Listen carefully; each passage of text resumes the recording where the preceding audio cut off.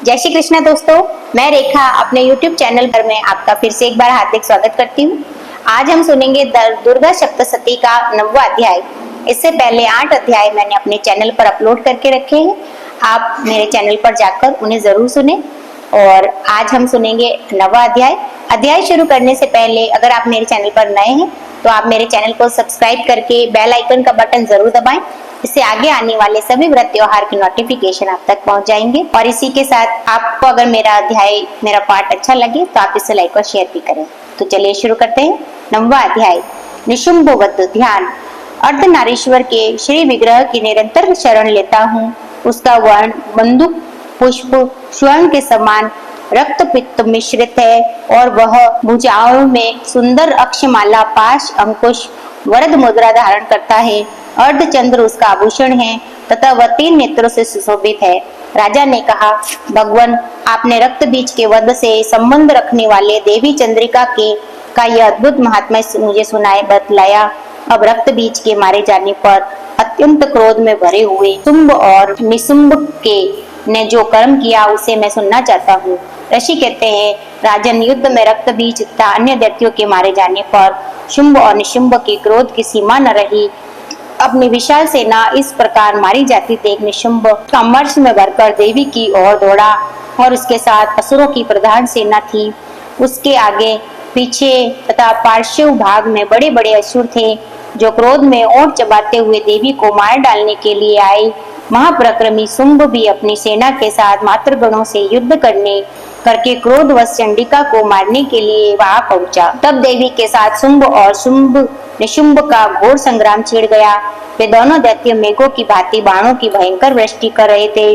उन दोनों के चलाए हुए बाणों को चंडिका ने अपने बाणों के समूह से तुरंत काट डाला और सहस्त्र समूहों की वर्षा करके उन दोनों दैत्यपतियों के अंगों में विचोट पहुंचाई। और निशुंभ ने तीखी तलवार चमकती हुई ढाल लेकर देवी के श्रेष्ठ वाहन सिंह के मस्तक पर प्रहार किया। अपने वाहन को चोट पहुंचने पर देवी ने शुरुप्र नामक बाण से निशुंभ की श्रेष्ठ तलवार तुरंत ही काट डाली और उसकी ढाल को भी, जिससे 8 चांद जुड़े थे, खड़ खड़ कर दिया।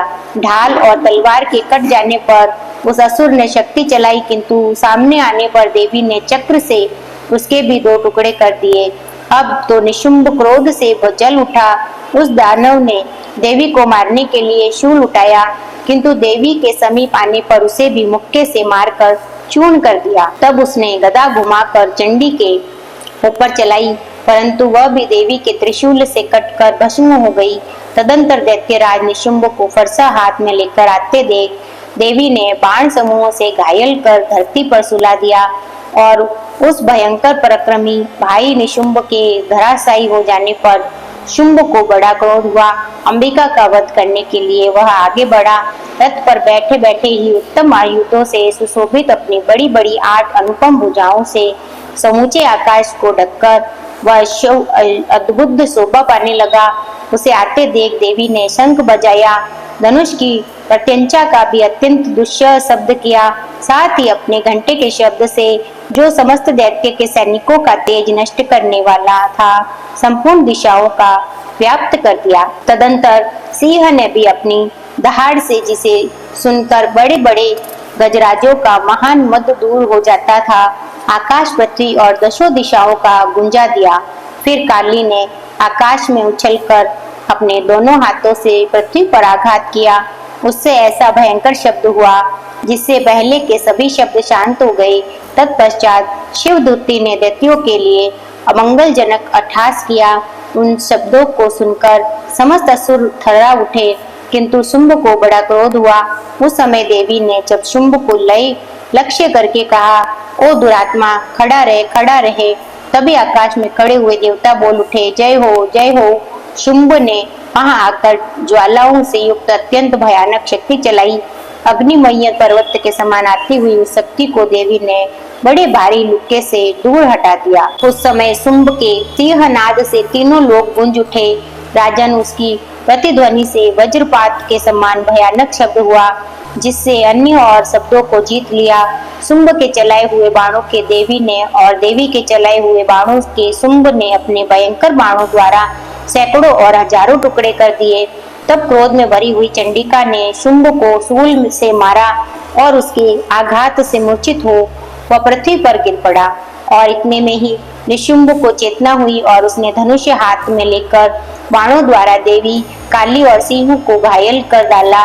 फिर उस दैत्यराज ने उस 10,000 बाहें बनाकर चक्रों के प्रहार से चंडिका को आच्छादित कर दिया। तब दुर्गम पीड़ा का नाश करने वाली भगवती दुर्गा ने कुपित होकर अपने बाणों से उन चक्रों तथा बाणों को काट गिराया। यह देख निशुंभ दैत्य सेना के साथ चंडिका का वध करने के लिए हाथ में गदा ले बड़े वेग से दौड़ा।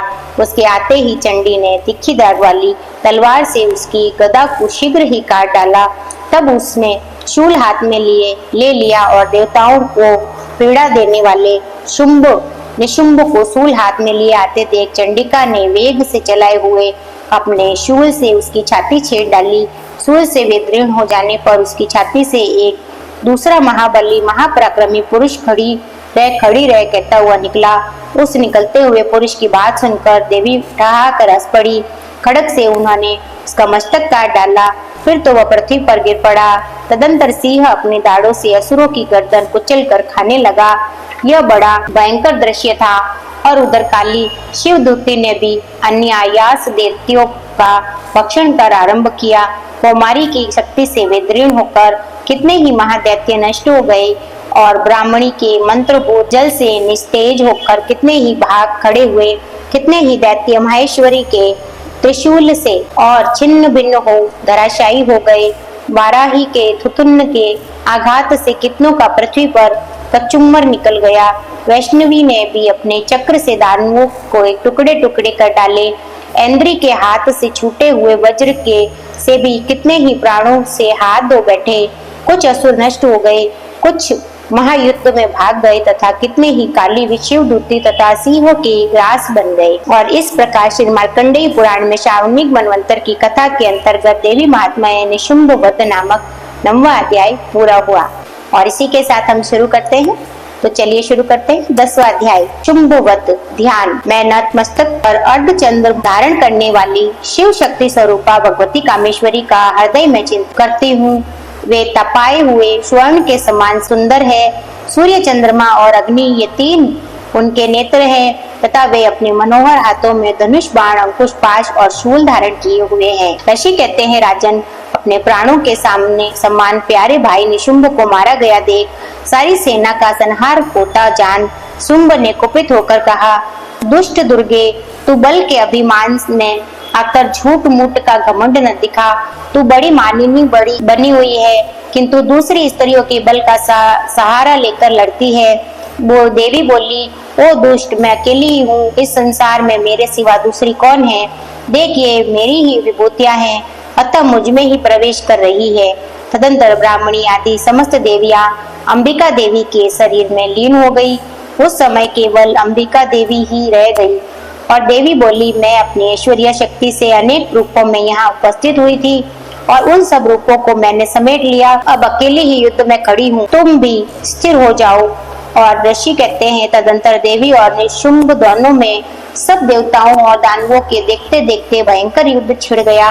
बाणों की वर्षा, तीखे शस्त्रों एवं दारुण अस्त्रों के प्रहार के कारण उन दोनों का युद्ध सब लोगों के लिए बड़ा भयानक प्रतीत हुआ।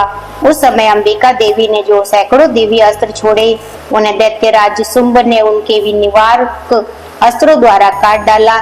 इसी प्रकार शुंभ ने भी जो दिव्य अस्त्र चलाए, उन्हें परमेश्वरी ने भयंकर हुंकार शब्द के उच्चारण आदि द्वारा खिलवाड़ में ही नष्ट कर डाला। तब उस असुर ने सैकड़ों बाणों से देवी को आच्छादित कर दिया और यह देख क्रोध में भरी हुई उन देवी ने भी बाण मारकर उसका धनुष काट डाला। धनुष कट जाने पर फिर दैत्यराज ने शक्ति हाथ में ली, किंतु देवी ने चक्र से उसके हाथ की शक्ति को भी काट गिराया। तत्पश्चात दैत्यों के स्वामी शुंभ ने जो 100 चांद वाली चमकती हुई ढाल और तलवार हाथ में ले उस समय देवी पर धावा किया और उसके आते ही चंडिका ने अपने धनुष से छोड़े हुए तीखे बाणों द्वारा उसकी सूर्य किरणों के समान उज्जवल ढाल और तलवार को तुरंत काट दिया। फिर उस दैत्य के घोड़े सारथी मारे गए।